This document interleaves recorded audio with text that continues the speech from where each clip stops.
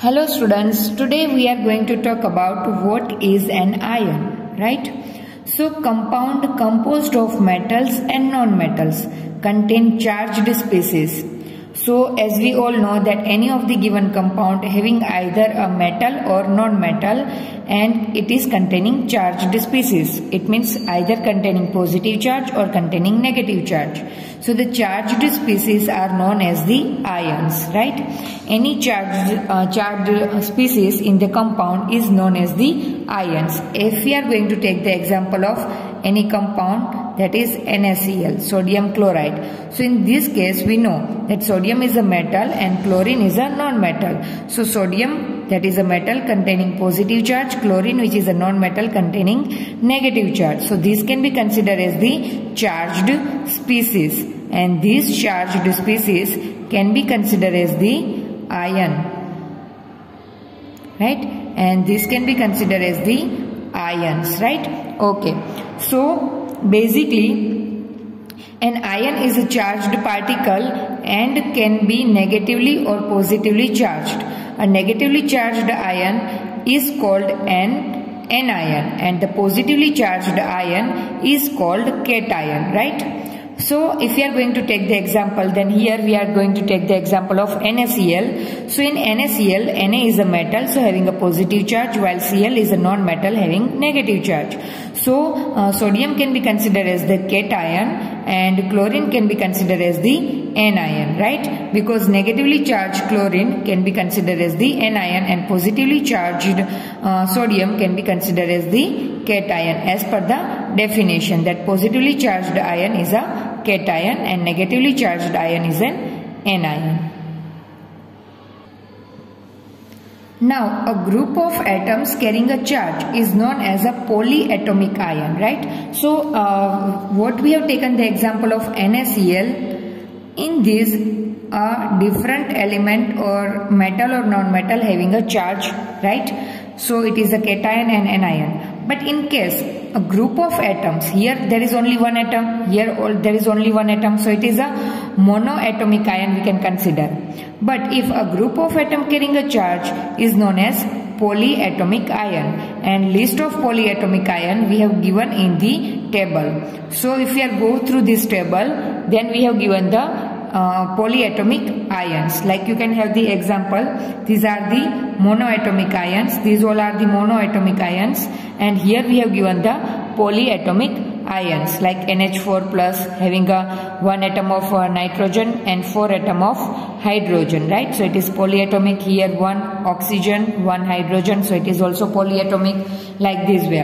And in monoatomic you can go through, there is only one atom possessing charge, so that is considered as the monoatomic, right? Okay, so here we have given some ionic compounds. Now ionic compounds means what? Any of the compound which having an ionic bond between them, yeah, any charged species or cation or anion bonded together because of their electrostatic force, then it can be considered as the ionic compound. So here we have given the example of calcium oxide. So the formula of calcium oxide is CaO. So here calcium is a metal having positive charge while oxygen is a non-metal having negative charge. Its ratio by mass is also given. Exactly same way magnesium sulfide and sodium chloride. These all are the list of the ionic compounds. Now, writing chemical formula. So on the basis of this charged species, we can have that formula, and on the basis of their valency also we can write that formula. So in detail we are going to study about that, what is the valency and what how we can write the formula on the basis of valency or charged species. So before that, here you can observe the table. In the table, here there is a list of polyatomic ion, and here you have given the list of monoatomic ion but having a different charge. Like you can go through that sodium, potassium, silver, copper having only positive charge, that is +1. But here you can go through that magnesium, calcium, zinc, ferrous, copper, etc. having +2 charge, and aluminium and iron having +3 charge. Exactly same way in negative also you can go through it, that having a -1, -2, -3 charge. So how this charge can arise on any of the ion, so that we are going to study. So first of all, writing chemical formula. So the chemical formula of a compound is a symbolic representation of its composition. The chemical formula of different compound can be written easily. For this exercise, we need to learn the symbols and combining capacity of the elements, right? So how you can able to write any chemical formula of a given compound? So for that, two basic thing you will require. That two basic thing is, first of all, you should know the symbols of given element, and second, you should know the combining capacity of that element. Combining capacity means you need to know about its valency. So the combining power or capacity of an element is known as its valency. So basically these two things is compulsory to write the symbol of any given molecules, atoms or compound. So valency can be used to find out how the atoms of an element will combine with the atoms of another element to form a chemical compound. So the valency of the atoms of an element can be thought of as hands or arms of the atom, right? So valency can be considered as the hand or arms of that atom, that how many hands or arms will have the atom, so it can combine with other atom. So if atom having the two hands or two arms, then it can combine with two other element or atoms, right? So that can be considered as the valency. But here we have given the simple definition of the valency, but how we can able to find out the valency, that we are going to study in detail. So human beings have 2 arms and an octopus has 8. So if an octopus has to catch hold a few people in such a manner that all the 8 arms of the octopus and both arms of the humans are locked, how many humans do you think the octopus can hold? So obviously we know that octopus having 8 arms, so octopus can hold 8 human beings, right? So represents the octopus with O and humans with H. So here we have given the symbol for octopus is O,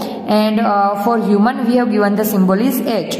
So can you write the formula for this combination? So do you get OH4 as the formula? So OH4 why we have written? Because octopus having a 8 arms, human having a 2 arms, right? So 8 arms of the octopus can hold 4 human beings, because 2 arms will require to catch the 1 human being, right? So 8 arms will require to catch 4 human being, right?